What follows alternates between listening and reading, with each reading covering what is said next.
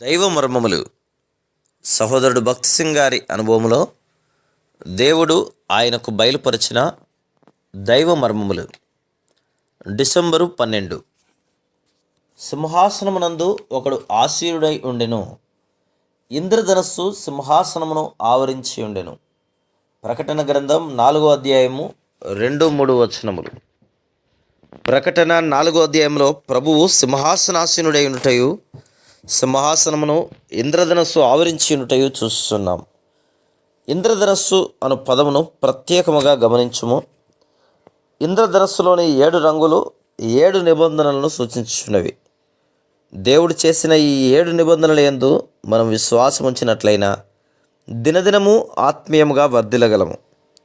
దేవుడు ఆదాముతో మొదటి నిబంధనను చేసెను. ఆదికాండము 3:15. సాతాను తాను జయం పొందితనని తలంచెను.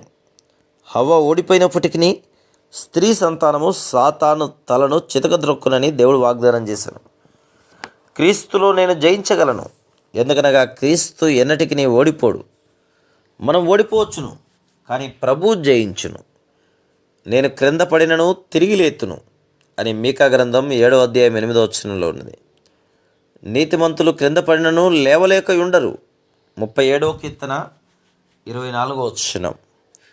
బైబిల్ జ్ఞానం ద్వారా కానీ, మనోశక్తి ద్వారా కానీ, అద్భుతముల ద్వారా కానీ మనం సాతానును జయించలేము. ప్రశస్త రక్తమును కోరుకున్నట ద్వారాను, సిలువ విజయమును అన్వయించుకున్నట ద్వారాను జయించగలము. మనము మనలను ప్రేమించిన క్రీస్తు ద్వారా అత్యధిక విజయమును పొందుచున్నామని రోమా 8:37లోనున్నది. Praise the lord.